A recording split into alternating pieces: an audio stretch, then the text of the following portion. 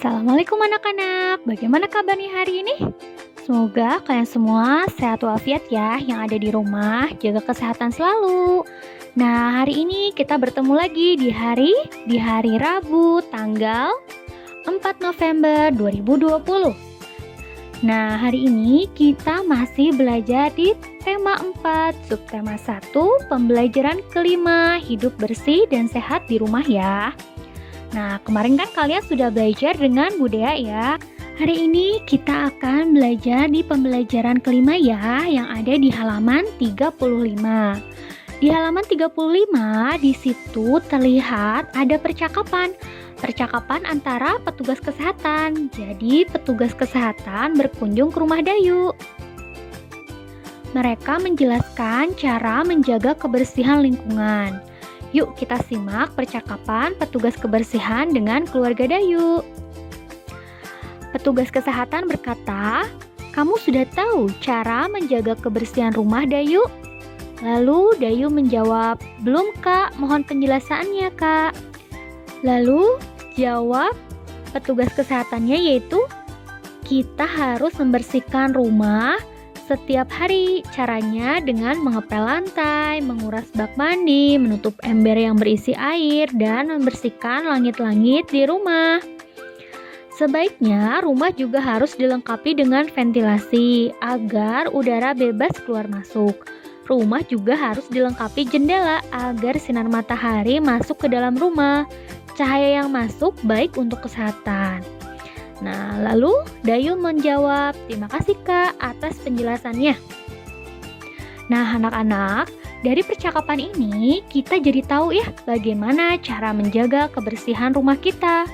Yaitu dengan cara mengepel lantai, menguras bak mandi, menutup ember yang berisi air, dan membersihkan langit-langit rumah.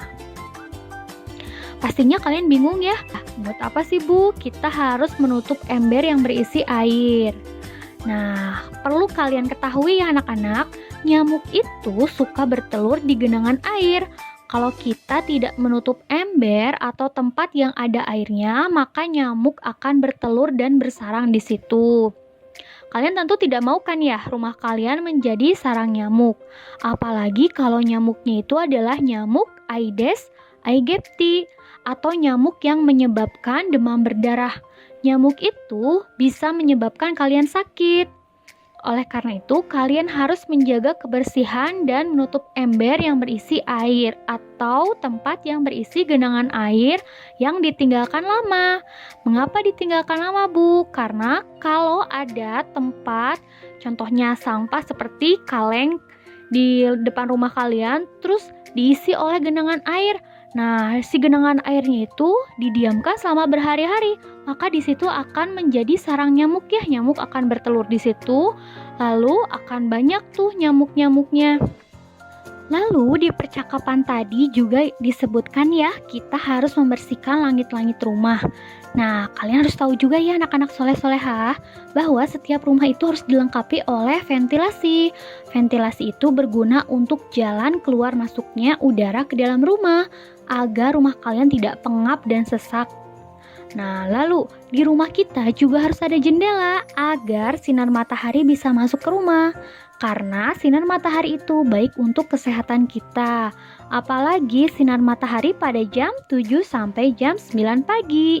Itu adalah sinar matahari yang paling baik ya. Berikutnya, temukan kata-kata dalam tabel yang mempunyai makna sebagai berikut. Yang pertama, bagian bawah ruangan.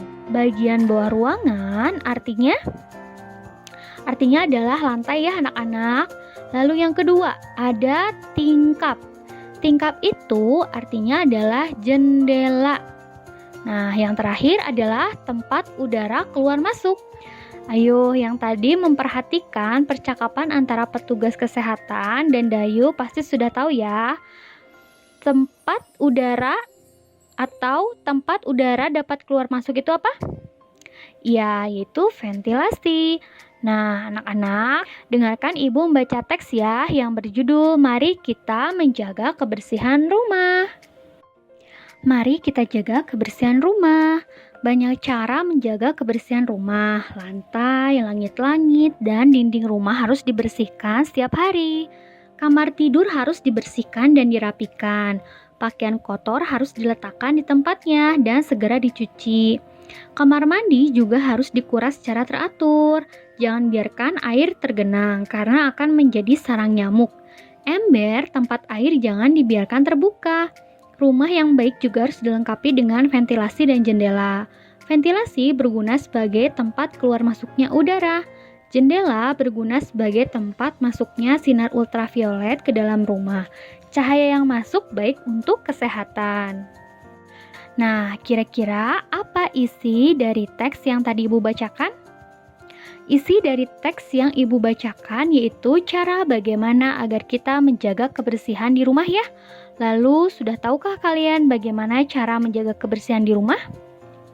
Kalau kalian belum tahu, yuk kita perhatikan gambar berikut.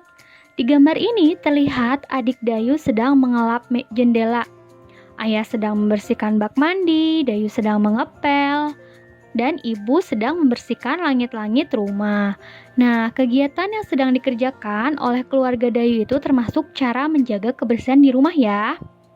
Dari gambar yang kalian lihat, juga kalian bisa membuat sebuah laporan sederhana. Bagaimana cara membuat sebuah laporan sederhana? Ibu di sini akan memberikan contohnya ya. Nah, dari gambar yang tadi sudah kita lihat, Ibu akan membuat laporan sederhananya seperti berikut. Cara menjaga kebersihan rumah. Kita harus menjaga kebersihan rumah kita dengan cara yang pertama, membersihkan jendela dan perabotan rumah. Yang kedua, menguras bak mandi sekali dalam seminggu. Yang ketiga, mengepel lantai setiap hari. Yang keempat, membersihkan langit-langit rumah dari sarang laba-laba dan debu. Nah, seperti itu ya cara membuat laporan sederhana.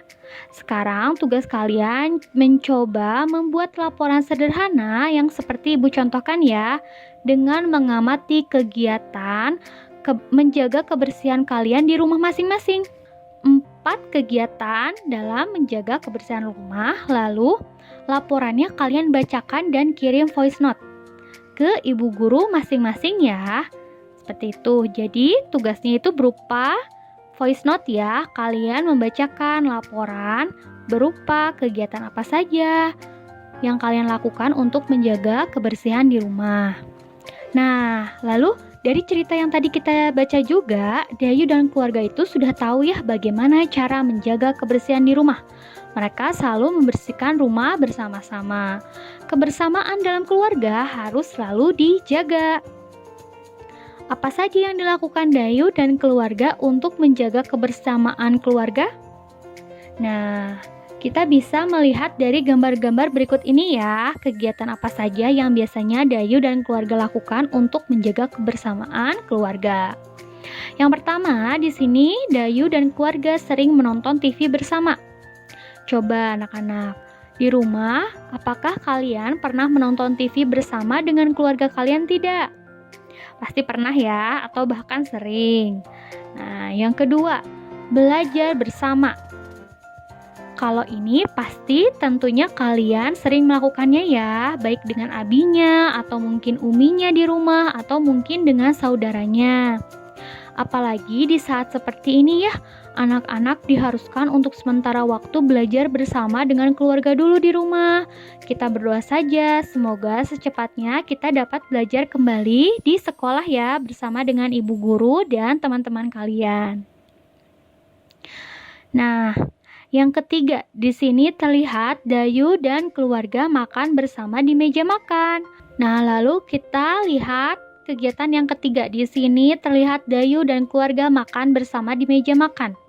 Makan bersama di meja makan juga salah satu cara untuk menjaga kebersamaan ya antar keluarga. Dan yang terakhir adalah berolahraga bersama dengan keluarga. Nah, begitu ya anak-anak cara menjaga keberagaman dalam keluarga ya, atau menjaga kebersamaan, keberagaman dalam keluarga bisa kita lakukan dengan dengan cara menonton TV, makan bersama, belajar bersama, atau bahkan berolahraga bersama-sama, jalan-jalan bersama-sama, agar keluarga kita rukun ya. Nah, lalu kegiatan bersama apa saja yang pernah kalian lakukan bersama dengan keluarga di rumah? Coba kalian diskusikan dengan teman kalian ya. Pasti kalian bingung ya, bagaimana caranya Bu mendiskusikannya dengan teman, sedangkan kita semua berada di rumah. Itu dengan cara menelpon teman kalian ya. Kalian boleh menelponnya atau mungkin video call teman kalian. Sekalian kalian menanyakan kabar teman kalian. Kabarnya bagaimana teman kalian untuk menjaga silaturahmi antar teman sekelas juga ya. Kalian bebas mau menelpon teman kalian siapa saja, salah satu teman sekelas kalian ya. Ingat, harus teman sekelas kalian. Salah satu saja kalian boleh pilih. Nanti kalau sudah, kalian tulis seperti format berikut ini ya. Kalian tulis nama teman kalian yang kalian telepon siapa, lalu kalian tanya, kira-kira teman kalian itu kegiatan apa saja yang biasanya dilakukan bersama keluarganya. Nah, kalau sudah kalian tulis, contohnya di sini Bu Wanda mencontohkan menelpon Bunci atau Bude ya. Bu, biasanya kegiatan apa yang biasa Ibu lakukan bersama-sama dengan keluarga? Yang pertama, makan malam bersama atau sholat berjamaah bersama. Seperti itu. Nanti kalau sudah kalian tulis dengan format seperti ini, kalian fotokan ya hasil laporannya. Nah, untuk tugas hari ini ada 2 ya. Yang pertama adalah kirim voice note laporan 4 kegiatan kalian di rumah dalam menjaga kebersihan. Kalian boleh mendiskusikannya dengan anggota keluarga kalian. Biasanya, rutinitas apa yang kalian dan keluarga kalian lakukan untuk menjaga kebersihan di rumah? 4 kegiatan ya. Dan kirimnya berupa voice note. Yang kedua adalah kirim laporan tertulis 4 kegiatan yang biasanya teman kalian lakukan dengan keluarganya. Nah, jadi tugasnya ada 2. Yang pertama berupa voice note, laporan kegiatan apa saja yang kalian lakukan dalam menjaga kebersihan, 4 kegiatan ya.